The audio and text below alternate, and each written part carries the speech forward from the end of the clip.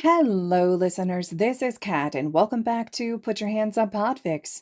This will be the reading of the one-shot entitled, I'm Having a Secret Conversation About You with the Tiny Stars in the Pitch Black Sky. Here's the summary. Is there anyone else you want us to call? Ochako asks gently, and Eri chews on her lip and looks down and away. Do you want me to call Deku? Ochako pushes. And it's worth it for the way Eri's head snaps back to her, eyes wide with hope, before she looks away again. I'll send him a text, Mina pipes up, already having her phone out and typing rapidly on it. He's just on the other side of the building, Eri-chan. She waves the phone at her with a wide smile that squints her eyes shut. All done. He should be here any minute. The door to the room slams open, making them all jump and jerk their heads towards it. Ochako brings her fists up instinctively, heart hammering in her throat. What's wrong with Eri? Deku demands, standing in the doorway, green lightning sparking off his skin, eyes shifting around wildly as if looking for a threat, body braced in a battle stance. Or, 5 times Eri falls asleep on Izuku, and 1 time Izuku falls asleep on her. 1. Saturday evening finds Ochako sprawled on the floor of one of the empty rooms in the girls' side of the dormitory. Aizawa had given them permission to convert one of the rooms into a hangout spot, since it wasn't being used for anything else. And tonight the girls joined forces to transform it into the biggest, fluffiest, softest pillow fort in existence. There's pillows, beanbag chairs, futons, and soft blankets covering every inch of the floor. A couple board games are stacked to the side, not too far from the television and gaming system they set up. Yaomomo somehow was able to produce a flat-screen TV to install in the room, and Ochako could have kissed her. If she's going to kick ass at Mario Kart, she wants to win in HD. There are a couple of bed sheets hung overhead to give the effect of a tent, soft fairy lights strung around the edges with adjustable brightness because Yaomomo is a genius. As soon as Ochako had walked in, she wanted nothing more than to stretch out, roll herself into a blanket burrito, and nap for the next 2 days. The only thing keeping her from doing just that had been Eri standing close to her and looking at everything with wide eyes, bare toes wiggling into the softness of blankets. Eri likes soft things, Ochako has noticed. It's not hard to when she had spent the entire time running her little hands through the fluffy blanket she had been given, putting it against her face, wrapping it tightly around herself. It was adorable, and Ochako had snapped a couple of pictures to send to Deku, who had immediately replied with endless crying emojis, quickly followed by a whole paragraph about how happy he was that Eri looked happy. Eri isn't looking so happy now, and Ochako doesn't know what went wrong. They played games, taught Eri old playground songs as they gently guided her to an intricate slap of hands. Momo braided Eri's hair into something overcomplicated but adorable. Mina had even brought with her the completed box set of an old cartoon that had all of them looking attentively at the television with the same rapt attention that they all had at age 5, gasping and cooing along with Eri. Ochako has some experience babysitting kids. She used to take care of some of her neighbors' brats when she had lived back home to earn some extra money for her parents. There were some kids that stole money from their parents' wallets. Ochako put money in her parents' wallets. And because she's used to babysitting, she knows the importance of keeping to a schedule as closely as possible, of tiring kids out but letting them wind down before bed. And when the time had come, Momo had dimmed the lights and pulled out a heavy-looking tome of fairy tales with gilded edges, and started reading from it. They're in the second story, waiting for Eri to fall asleep with little success. Do you not like the stories, Eri-chan? Ochako asks in a whisper. Eri is curled in on herself, hands in loose fists pressed to her chest, and an apprehensive little frown on her face. I like them, she says in a voice just as quiet. It's okay if you don't, you know. We can read something else. Eri shakes her head, curls her kitten-pattern pajama-clad legs to her chest. I like them, she repeats. Eri-chan, Suyu calls, propping herself up on an elbow so she can look at Eri from Ochako's other side. Is this your first time sleeping without Aizawa nearby?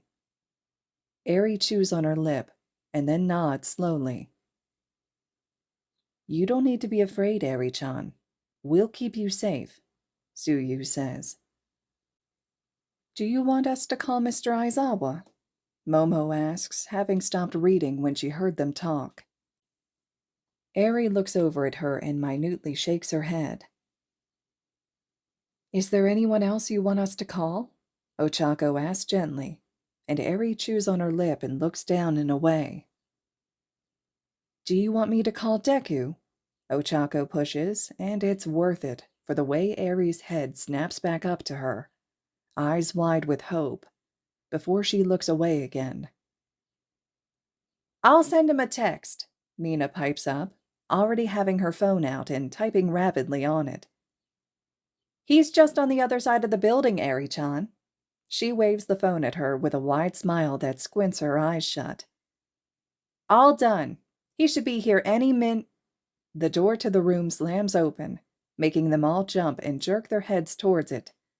Ochako brings her fists up instinctively, heart hammering in her throat. What's wrong with Eri? Deku demands, standing in the doorway, green lightning sparking off his skin, eyes shifting around wildly as if looking for a threat, body braced in a battle stance. She can't sleep, says Suyu, who recovers from the shock quicker than the rest of them. Oh, Deku says and straightens up, face coloring red.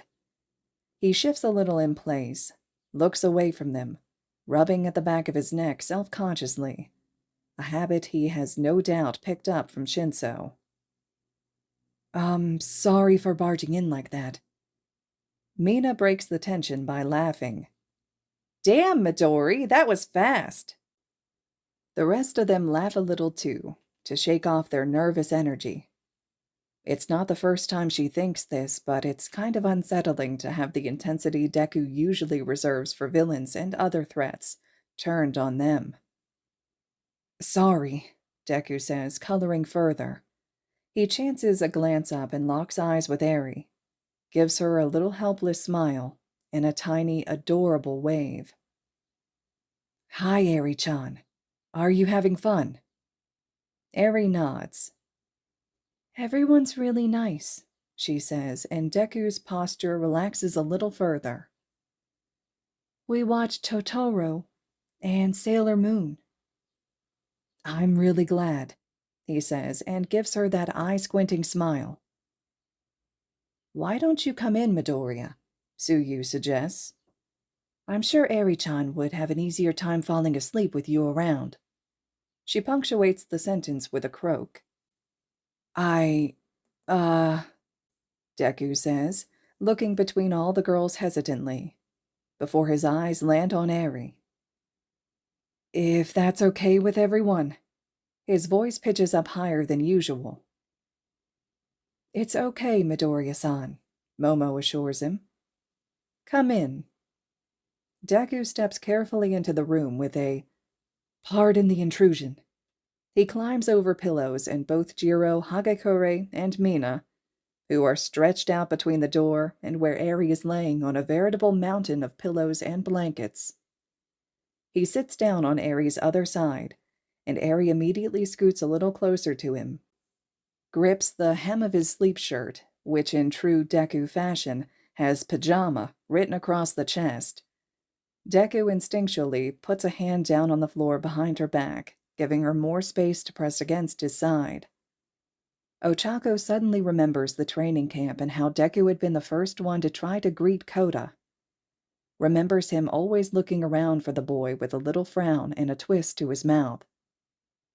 She knows, probably better than most, that Deku seems to have a sixth sense when it comes to people who need help. He can't bear seeing anyone in pain, can't bear knowing he can do something about it and just stand by idly. She also knows that later, when she asked about what made him approach Koda in the first place, his answer would have a, "Besides, I always wanted a little sibling," bashfully tacked on to it. Momo was reading a story, Ochako says. "Why don't we all lay down and listen to the rest of it?" Deku looks down at Eri and whispers low enough that only her and Ochako can hear it by the virtue of how close to Eri she's sitting. "Is that okay?" Eri nods again and wiggles until she can lay down again. Deku lays down next to her, scarred hand between them, palm up, and Eri takes it just as Momo starts reading again. Ochako has seen Deku punch through walls with that hand. She has seen him punch through a great deal of many things. She has seen him defeat villains single-handedly, and she knows what those hands can do. The power behind them. The brute strength. Deku often breaks his chopsticks at lunch because he gets a little distracted and forgets to manage his grip strength. And yet, the way he curls his fingers, crooked and scarred as they are, around Eri's hand is so unbelievably soft and gentle, it makes Ochako's heart ache a little. She closes her eyes and lets Momo's warm voice wash over them. When she opens them again at the end of the story and looks over, Eri is fast asleep. Hands still firmly in Deku's, even if his fingers have fallen lax in sleep too. Deku already has a fairly babyish face, but that's even truer when it's slack with sleep. They both look so peaceful. Ochako wants to snap a picture. "Float me, Ochako," Mina whispers, phone already in hand. "I want to get a good shot." So Ochako does. 2. Momo prides herself of many things, and one of them is helping her peers in anything they need. And while Eri isn't her peer exactly, Momo still takes great pride in helping her catch up on everything she missed by not being able to attend preschool. She has a lesson plan and teaching aids. She has a schedule. She has acquired a truly ridiculous amount of stationery and arts and craft supplies because her allowance is big, and every time she goes into a stationery store, she thinks, maybe this will be a good motivational tool for Eri, and buys it. Her room is overflowing with them, but Eri delights whenever Momo brings her something new, and Momo maybe melts a little bit. Granted, Momo isn't great with children, especially difficult children, but Eri is an easy child. She's a joy to be around, well and truly. "You're doing very good, Eri-chan," she praises warmly. Eri gives her a tiny smile and blushes a little. Eri melts under any kind of praise, blossoms under it, so Momo is sure to pile as much as she can on her. "Thank you, Yamomo-san," she says quietly, and then looks down at the table bashfully, picks up a slice of peeled tangerine that Midoriya has not so subtly been pushing her way ever since they sat down.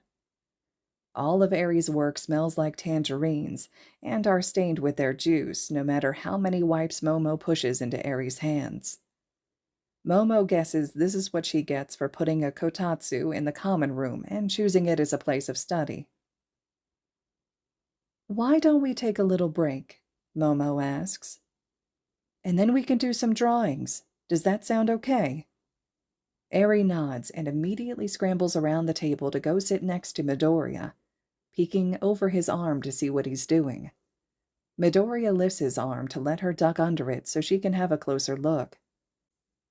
Midoriya sits in on every tutoring lesson. He brings his notebooks and homework and does it next to Eri, and it works wonders to keep Eri relaxed. He offers extra encouragement when Eri struggles with something, steps in to help Momo when she's explaining things in a way Eri isn't getting. He's dubbed himself Momo's teaching assistant, and Momo can't say she minds. Midoriya is a lot of help, even if he keeps sneaking Eri food. Though, to be fair to him, He also keeps sneaking Momo food. A peeled tangerine is pushed her way, and when she glances up, Midoriya is already peeling another, teaching Eri how to do it.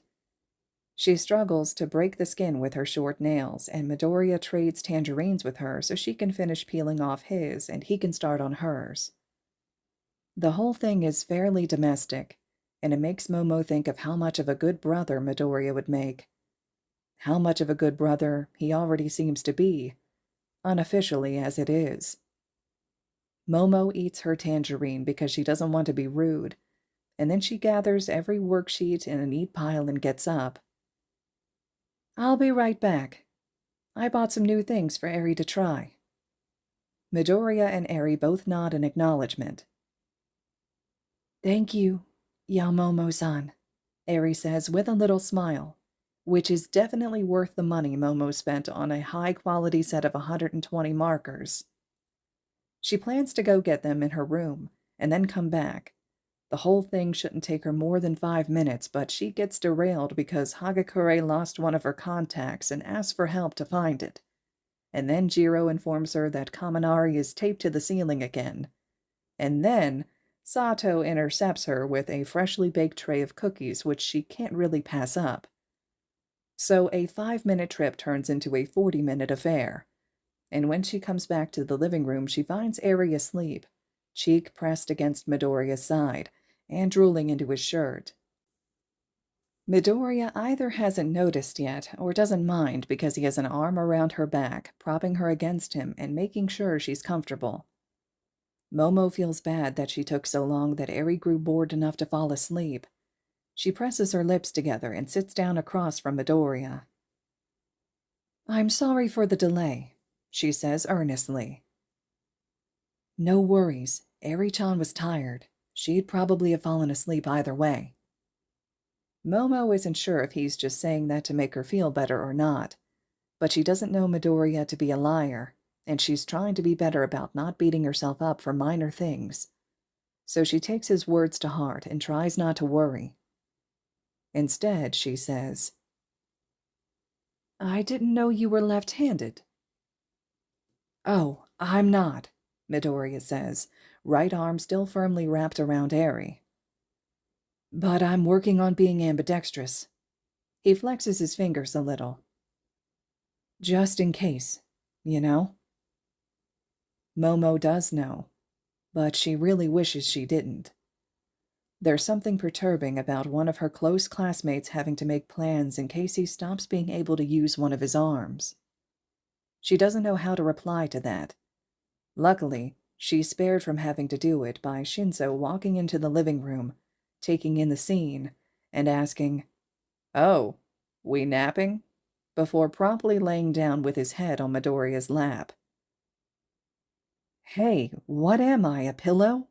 Midoriya asks, but there's a laugh in his voice, and he doesn't sound terribly put out by it. "It's free real estate," Shinso says, voice a little muffled, and Midoriya stifles a laugh, looking over at Eri when he's done to make sure she's still asleep. They spend the next hour in relative silence. Shinso falls asleep too, and Midoriya keeps working on his notebook, handwriting messier than usual. Momo works on study guides she promised Mina and Kaminari, and when Eri wakes up, she shows her the new markers she bought, along with the brightly colored sketch pad and watches. Beyond pleased with herself, as Eri's eyes widen in awe, and she dumps all the markers on the kotatsu, touching each of them with reverent fingers before she sets on drawing. Momo very valiantly only tears up a little when Eri presents her with a drawing of the two of them. 3. They all have bad days. Eijiro knows this maybe better than anyone, because Eijiro is everyone's friend, and because he's everyone's friend, he does his very best to help them in any way he can. He cares about everyone so deeply. He's fought alongside them. He's seen them grow and be better. He's helped and been helped in their communal journey to become heroes, to become great. Eijiro has stood beside his classmates countless times, ready to do whatever it took to make sure everyone came back breathing. His mother used to tell him that he cares too much about too many things. Not in a mean way, not in a scolding way. She used to say it while petting a hand through his hair, cuddling him close to her body, worried about how much of himself he gave away. He still hasn't found that balance between helping and making sure he doesn't break while doing it. It helps that he has people who are willing to give just as much back, people he can trust with his life and with his heart, people he can trust with all of his bad days. This is not a bad day for Eijiro, but it is one for Midoriya. They all have tells. Eijiro's is getting quiet, he's told. Bakugo's is reverting back to those first months at UA, pushing everyone away by any means necessary. Sero's is cleaning his entire room, isolating himself. Midoriya's is haunting around the dorms like a ghost, walking up and down the hallways with dark circles under his eyes that betray how little sleep he's been getting. Sitting by windows, watching attentively the scenery outside like he's scanning for threats. Eijiro wants to help. He wants to help so much it's almost a suffocating thing. But he doesn't know how. The thing about Midoriya is that he's a lot like Eijiro in one aspect. He gives too much of himself to others. Midoriya has made himself into the sort of person you go to for help if you're in trouble.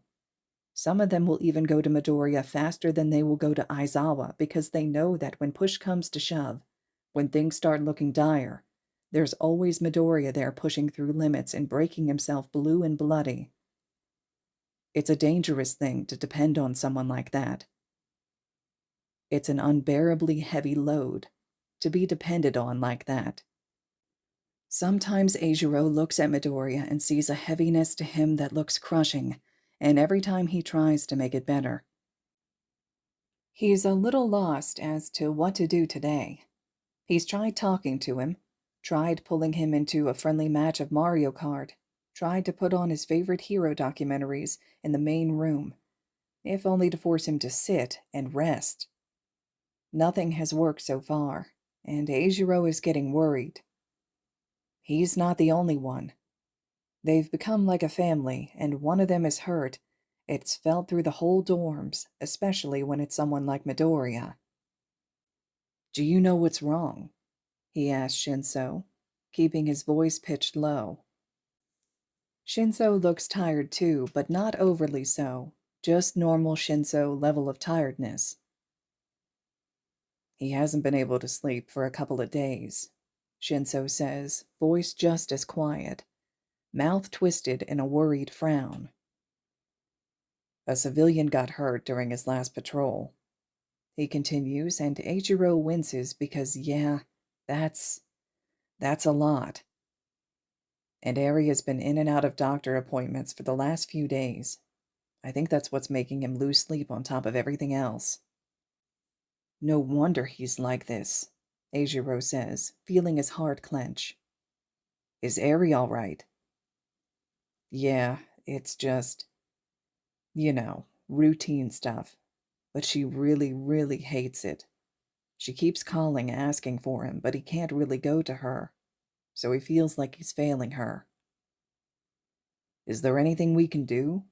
Eijiro asks, worrying his lip between his teeth. He hates seeing Midoriya like this. "I don't know," Shinso says, and the sigh he lets out sounds weary.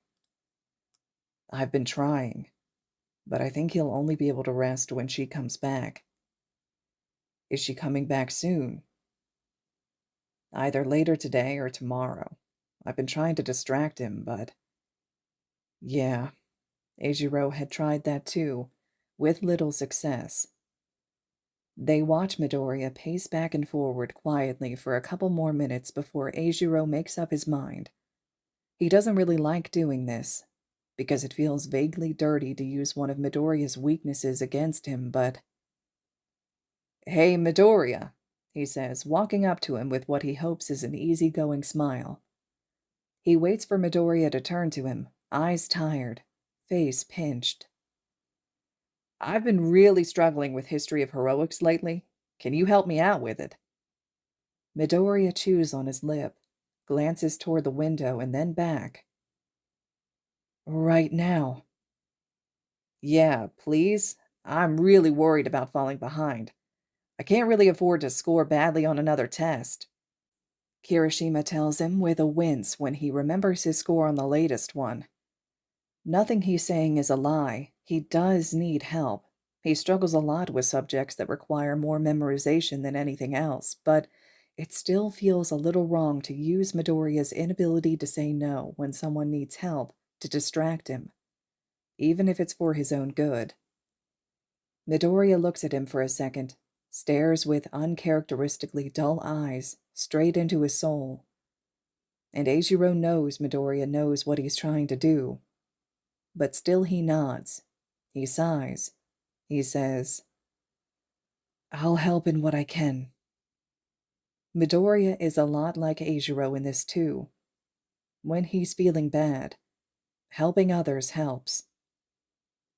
Thanks, man. You're a lifesaver, he says and claps him on the shoulder a little, throws an arm over him to lead him to his room. He looks over his shoulder at Shinso while he steers them toward the elevators and gets a thumbs up and a mouthed, thank you. Midoriya is a good teacher, and he does help Eijiro where he's struggling. They spent a couple of hours going over stuff before their stomachs rumble, and they decide to stop for the day and go downstairs. Eijiro makes food for the both of them and makes sure Midoriya is eating. It's during their early dinner that Eri comes back, dragging her feet through the door beside Aizawa. Head downturned and clutching a well-worn All Might plushie that Eijiro knows for a fact is Midoriya's. As soon as he sees her, Midoriya drops his chopsticks and speed walks towards her. Eri, he says, relief palpable in his voice. It makes Eri look up, eyes widening and filling with tears before she drops her plushie and runs at him. Midoriya catches her easily, holds her tight against his chest as her shoulders start to shake. Midoriya's whispering to her. Eijiro can hear the soft cadence of his voice, but he can't really distinguish the words. Can only see Eri nodding against his shoulder, hands gripped tight on his shirt. It kind of breaks Eijiro's heart. Aizawa leans down to pick up the plushie Eri dropped and walks over to them, lips pressed together in apprehension, and eyes looking even more tired than usual. He taps the plushie against Eri's hand, and she peers up at him. Do you want to stay here for a little bit? Eri clutches harder at Midoriya, nods. Aizawa offers her the plushie, and she takes it, tucks it against herself. I'll pick you up later, then, he says, and starts walking away. Midoriya, I'm trusting her to you. I'll take care of her, Midoriya says gravely, with a firm nod that seems to put Aizawa at ease, as he drags himself away. Eijiro averts his eyes for a moment, feels like he's intruding a little bit as Midoriya comforts Eri, rocks her in the same way he's seen Midoriya do to himself in the self-soothing method, pets a hand down her back as he keeps whispering. He comes back to the table a handful of minutes later, and Eijiro silently gets a serving for Eri too, who only picks at her food a little from Midoriya's lap, one hand always clutching to him like she's scared he's going to disappear. Sometimes Eri will look up at him, and Eijiro will do his best to give her reassuring little smiles, close-lipped, just in case his teeth startle her. They don't, usually, but you never know with kids. When the food's all gone, Midoriya stands up, Eri on his hip, and looks between her and the plates on the table, a little frown etched on his face. I'll take care of the dishes, don't worry, Eijiro says, because it really costs him nothing, and he thinks he'd need to be a special kind of heartless to separate those two right now. Midoriya chews on his lip a little bit, looks down at Eri, and then nods. Thank you so much, Kirishima-kun. For everything. Really. Thank you. And he sounds so unbearably earnest that Eijiro's heart both clenches painfully and grows 2 sizes. There is very, very little Eijiro wouldn't do for his friends. "Any time," he says. It's easy being kind to Midoriya, especially when kindness costs so little with him, especially when he knows Midoriya gives kindness back just as easily. Everyone has bad days, and when Kirishima has them, Midoriya never hesitates to help in whatever he can. Midoriya and Eri wander off toward the couches, while Eijiro takes care of cleanup. When he's all done, he wanders after them, just meaning to check if they need anything, if they want to be left alone or want some company. What he finds is Midoriya laying down on the couch, passed out asleep, mouth slightly open as he breathes deeply.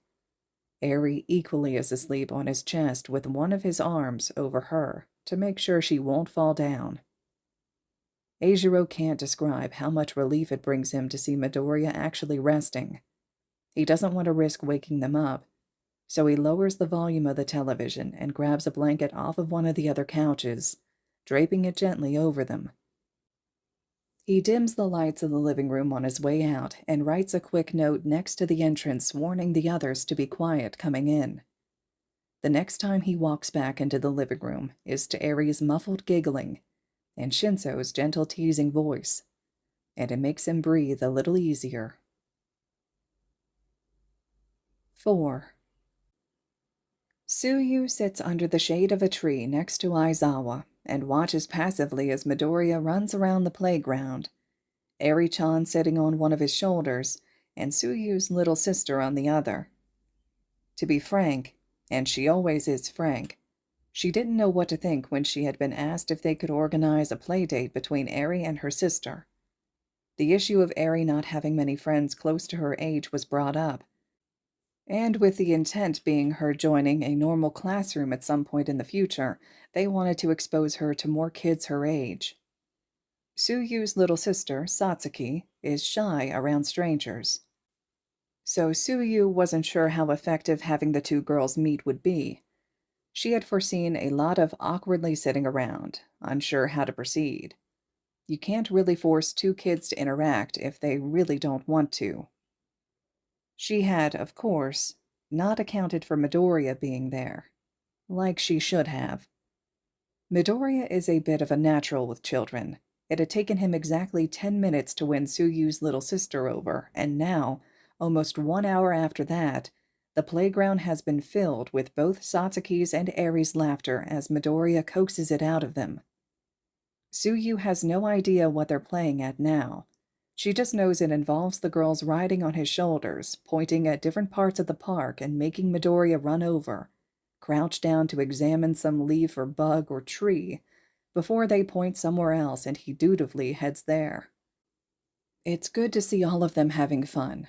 Tsuyu was never under illusions of how heavy a toll being a hero takes, so she knows to treasure moments like this, moments of stillness and happiness.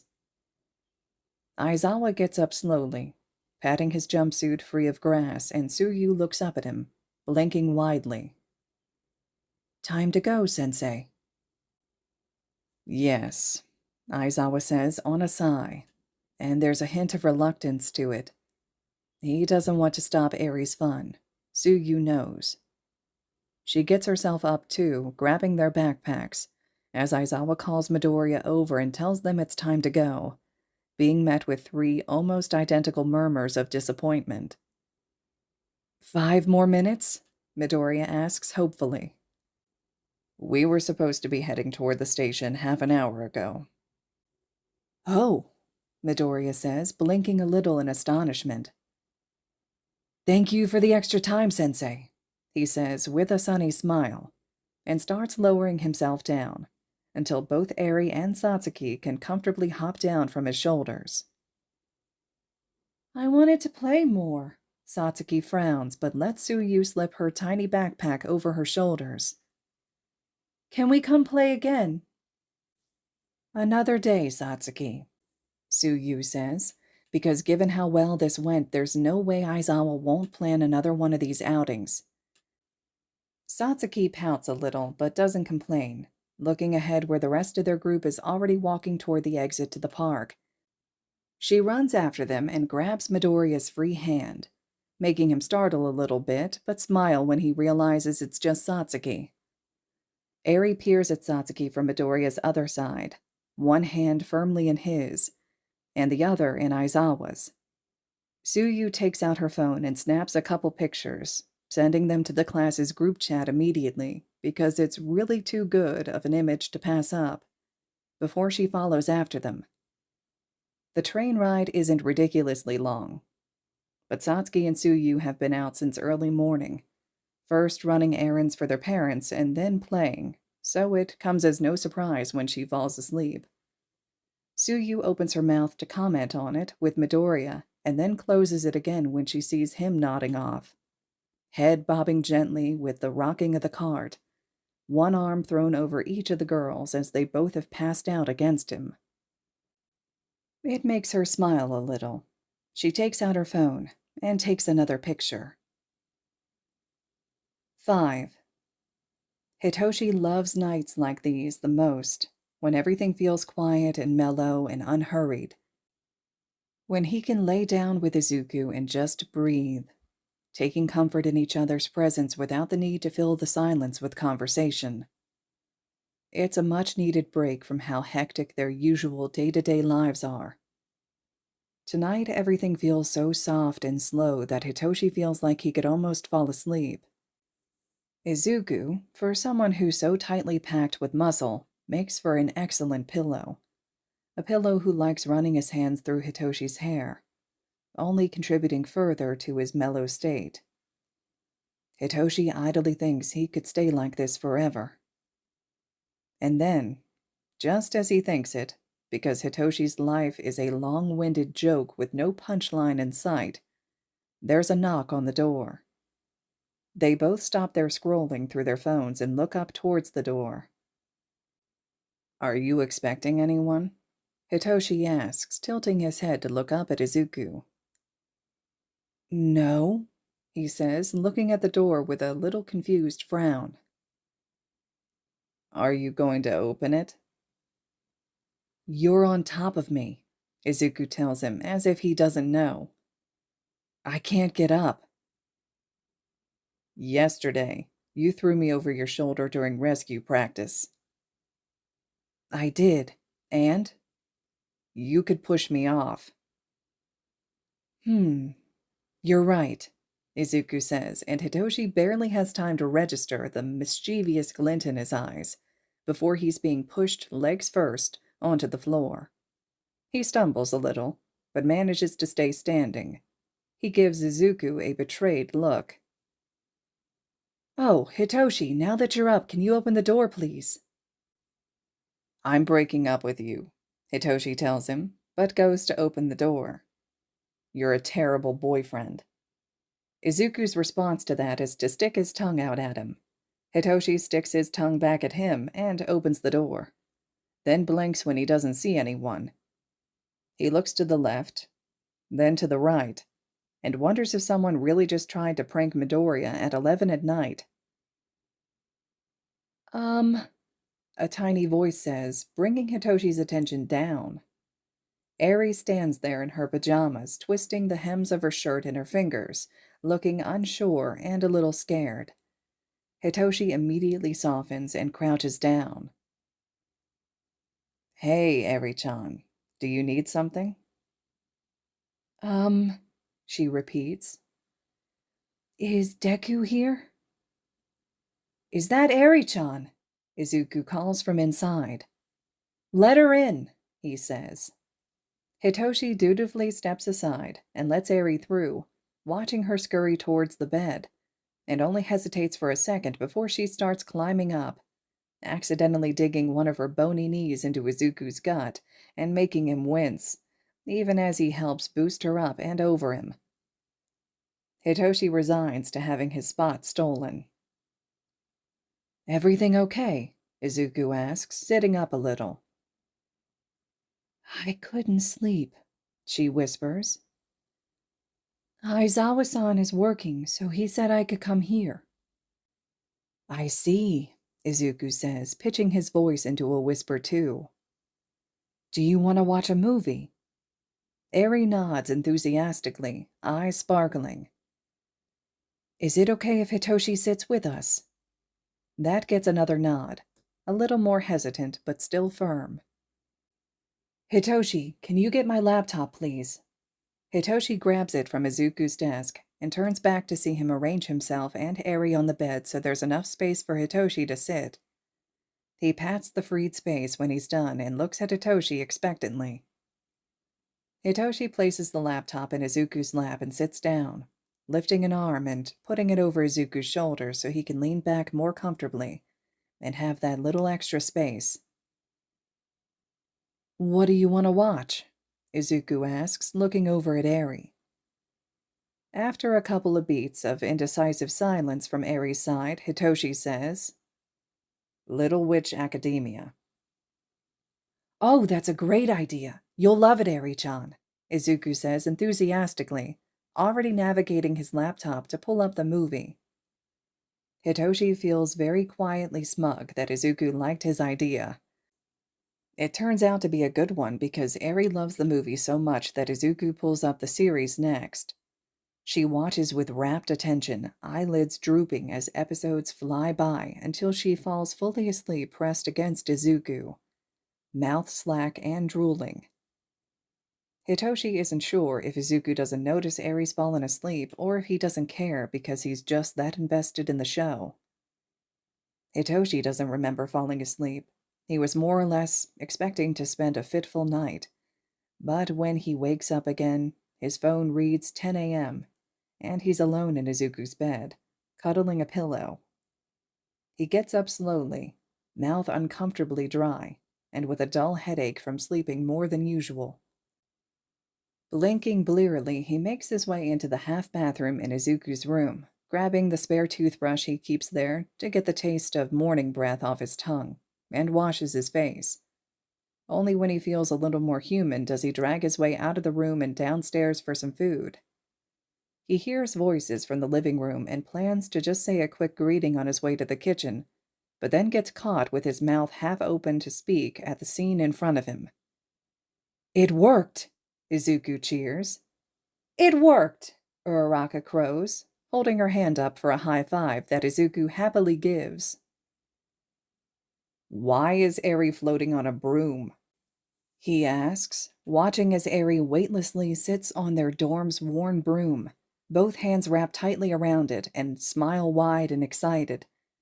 Midoriya has one hand on the broom so it doesn't completely float away. I'm a witch, Eri says. She's a witch, Izuku beams. You're a witch, Hitoshi says, and Eri beams. And I need some breakfast. Oh, Eri says, and then turns to Izuku. I'm hungry. To the kitchen, Izuku says, and starts pulling the broom towards the kitchen, Eri still comfortably perched on it, floating midair. Hitoshi exchanges an amused look with Uraraka and follows them. +1. Shota still remembers what it was like to spend the weeks between terms alone in his apartment, eyes hurting from looking at a screen for too long as the quiet blanketed him. He still remembers falling asleep on his couch and waking up with a crick in his neck. He thinks back to those times now as he hears something break in the kitchen and Hisashi's not quiet enough cursing, and does not miss it one bit. No one come into the kitchen! Shota, get the cats! Hisashi calls. Shota pushes himself off his desk, stationed in the living room at Hisashi's insistence, and goes looking for the cats. What did you break? Nothing. Was it my mug? A telling pause. No. Eri pokes her head out of her room and peers down the hall. Don't go into the kitchen. Hisashi broke something. Eri nods seriously and then frowns and asks, Is he in trouble? One of the cats wanders out of her room towards Shota, and he picks it up to make sure there are no accidents. The last thing they need right now is a trip to the vet. We'll see, he says ominously. Have you seen the others? I think Lottie's in Hitoshi's room. I'll get her, she says, and rushes off toward Hitoshi's room. Shota had been a little worried when he officially adopted Hitoshi and brought him into the house. He didn't really know how Eri would react to sharing her space with another kid, but letting Hitoshi go back into the foster system for vacation and holidays was ridiculous, so he didn't need to worry. Eri and Hitoshi already got along from the time they spent together at the UA dorms and seemed to share the same love for magical girl anime. Shota would say that the only thing that makes him rethink his decision is how Hitoshi keeps trying to teach Eri to be a little shit and play pranks on them. But that would be a lie. Shota hears the distinct sound of the front door opening, quickly followed by one of his cats' mad dashes towards it, and he rushes over. He does not feel like walking up and down the entire neighborhood looking for his cat. Again. I'm home, Hitoshi calls, cat safely tucked in his arms. I brought Izuku. Pardon the intrusion, the problem child says, peering around curiously. Is Eri-chan around? I knew it, Hitoshi says with a mock sigh. You're only dating me so you can see Eri during vacation. Damn, you caught me, Midoriya says, a hint of amusement in his voice. And Shota very privately thinks it's good to see him relaxed and not so high-strung that he seems one word away from shaking himself apart. I want to see my little girl. As if on cue, Eri comes down the hall with a disgruntled cat in her arms. The thing is so big, she can barely hold it, and Shota wishes he had his phone on hand to take a picture.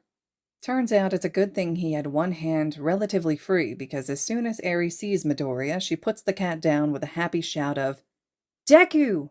And flies at him. Shota scoops Lottie up, as Hitoshi says in a weirdly sing-songy voice, Here she comes.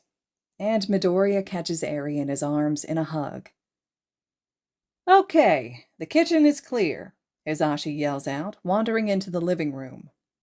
And I need to go out on non-mug buying business. Subtle, Hitoshi says. Hizashi kisses Shota on the cheek and rushes out the door with a, Bye, my beautiful family, don't miss me too much. Then shuts the door behind him. Hitoshi starts and is cut off by the door opening again and Hizashi poking his head back in. Did we get a new kid? He asks, squinting at where Midoriya, Eri, and Hitoshi are standing. No, that one is just visiting. Hizashi finger guns at him. Gotcha, he says, punctuating it with a wink, and closes the door again. They collectively stare at the door for a couple of seconds before Hitoshi puts the cat down and starts herding Midoriya and Eri down the hall. We're going to my room. Do I need to tell you to leave your door open? Shota asks, mostly just to embarrass him. How would the cats get in if I closed it? Hitoshi asks. Good answer, Shota says and puts his cats down, watching them zoom different ways across the living room. Can we watch Do-Re-Mi? Eri asks Hitoshi, and then to Midoriya. Hitoshi says I can only watch new episodes with him. Is that so? Midoriya asks, giving Hitoshi an amused look. Hush, Hitoshi tells him, as they disappear down the hall and into Hitoshi's room. Shota sighs and shakes his head a little, going back to his work. Hizashi comes back at some point, badly hiding a small shopping bag behind his back as he edges his way into the kitchen and then walks back into the living room with a brand new mug similar to the one he no doubt broke, filled with coffee. Shota sips his coffee and doesn't say anything about it. His mug is almost empty when Eri tugs on his sleeve, and with wide eyes says, Help! Shota's senses immediately go into overdrive. What's wrong? I can't reach, she says, sounding dismayed. Shota breathes out harshly and gets up, takes a second to stretch his stiff back before he follows Eri down the hall and towards the closet. She stands in front of it and points up to a high shelf, standing on the tips of her toes. "You want this?" he asks, touching one of their extra soft blankets. "Yes, please," she says, and Shota gets it down for her. She bundles it in her arms, the bulk of it almost too much for her, and carries it down the hall. Shota closes the closet door before he follows her, peeking into Hitoshi's room. Hitoshi and Midoriya are passed out asleep in Hitoshi's bed, slumped against each other. Eri is on her knees on the bed next to them, stretching the blanket out over them to the best of her abilities, trying to tuck them in. She nods to herself when she's done and climbs back off the bed, taking Shota's hand on her way out the door and tucking him away. There have been very few moments in Shota's life where he felt this warm, but they're becoming more and more frequent. They go back to the living room and leave them to rest. All right, listeners, this concludes the one-shot entitled "I'm Having a Secret Conversation About You with the Tiny Stars in the Pitch Black Sky." I love this one. I'm a huge sucker for the 5-in-1 types of fics, but this one just really struck a chord with me. It's got so many great elements. It's a Shindeku fic. It's a almost parental big brother Izuku fic to Eri, so there's a lot of really great bonding going on there. There's a lot of elements like Kirishima being involved and the similarities between him and Izuku that take place. There's so many great concepts in this one. I love it. There's some good Dadzawa elements, Shinzo being in Class 1A. There's just so much to it, right? Like it's a one-shot, but there's all these good elements that just make it so wonderful to read. So it's probably one that I find myself going back and rereading a good bit, especially when I need like a feel-good bonding type fic. So please let me know your thoughts, comments, reactions below. This fic, as most of the ones that I read, is over on AO3, so you can slide over there with the link and leave comments, kudos, support to the original author, as I'm sure it's much appreciated. And as always, thank you all so much for listening.